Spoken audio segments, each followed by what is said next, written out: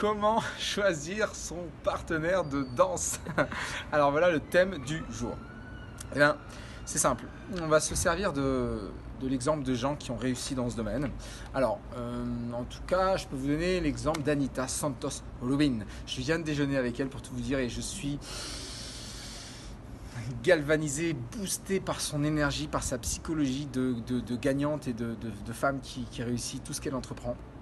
Je peux vous dire une chose, c'est que on a beaucoup parlé justement du partnership. Vous savez qu'elle, vous ne le savez sûrement pas, mais elle, ça fait 13 ans qu'elle danse avec le même partenaire de danse. Croyez-moi, en 13 ans, les choses n'ont pas été faciles. C'est-à-dire qu'il y a fort à parier, et si je le dis, c'est que je viens de déjeuner avec elle, que évidemment la communication n'est pas toujours idéale, que les caractères sont plutôt opposés, que les énergies ne sont pas toujours compatibles, qu'il y en a un qui pense comme ci, l'autre qui pense comme ça, et qu'ils ont eu maintes fois envie d'arrêter, et peut-être encore jusqu'à maintenant. Moi, par exemple, pour vous dire, j'ai eu 3 partenaires en 10 ans et les aléas de la vie ont fait que j'ai dû changer.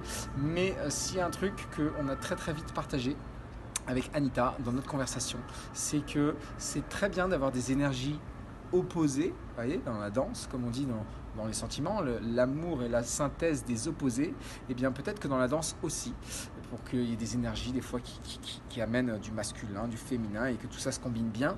Mais il y a quelque chose sur lequel on ne peut pas déroger, c'est la vision claire qu'on a du partnership qu'on veut établir. Je donne un exemple.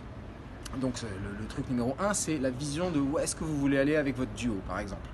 Ça peut être n'importe quel duo, ça peut être un duo dans les cours pour travailler, pour préparer, pour être meilleur et pour arriver à bien danser en soirée au violon dingue, par exemple, au quartier latino.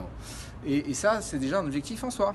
Moi, je faisais ça quand j'ai commencé, quand YouTube est arrivé en 2001. Je me rappelle, avec une copine, on travaillait plein d'enchaînements sur YouTube. Et à l'époque, il y avait un site qui s'appelait videosalsa.com. Notre objectif, il était là.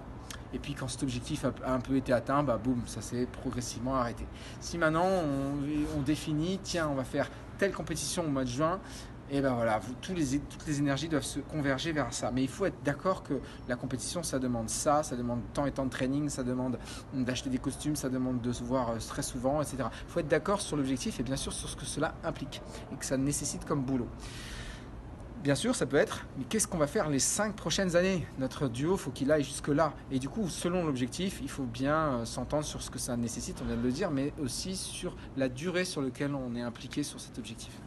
Voilà, donc c'est important de partager la même vision, d'avoir une vision commune, parce que souvent des couples démarrent dans la danse et puis finalement ils dansent ensemble parce que ça va bien ensemble. On dit qu'ils sont beaux tous les deux, mais en fait on n'en a rien à faire parce que du point de vue de la forme, c'est facile d'aller bien ensemble avec quelqu'un. D'ailleurs, moi j'ai l'impression que je vais bien avec Anita. Mais bon, je vous laisse en décider. Vous pouvez nous mettre un pouce levé si vous trouvez qu'on va bien ensemble.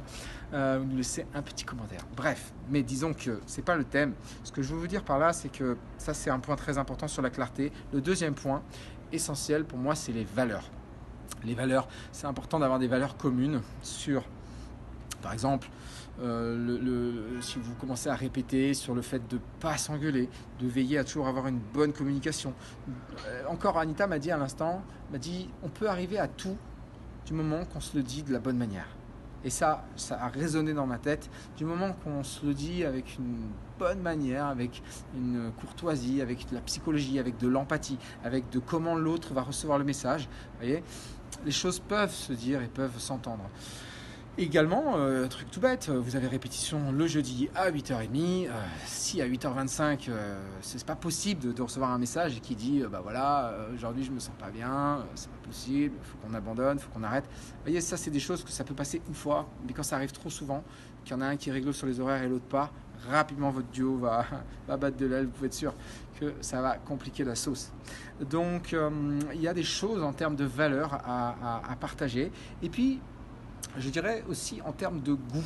C'est important pour moi, en troisième point, d'avoir des goûts pour une esthétique ou pour plusieurs gammes d'esthétique communes. C'est-à-dire que si à chaque fois, moi, que j'aime le rouge, la personne, elle aime le vert, et à chaque fois que j'aime le violet et que la personne trouve que le violet c'est pourri, ou plus généralement dans la danse, si je dis tiens, un mouvement afro c'est top, ah non, je déteste l'afro, à un moment donné, vous n'allez jamais vous y retrouver. Donc c'est vrai que là, pour le coup, l'énergie a de la compatibilité d'énergie a de l'importance. Voilà, c'était mes messages, surtout vraiment en hommage à Anita Santos Rubin, qui est encore une fois le modèle que je vous invite à suivre, parce que discuter 2 minutes avec elle, vous comprendrez tout de suite que c'est une personne qui mérite un immense respect pour avoir la carrière qu'elle a eue après 13 ans déjà de partenariat avec Adrián, su pareja de baile. Hasta pronto, nos vemos esta noche. Señores, señoras, hasta luego.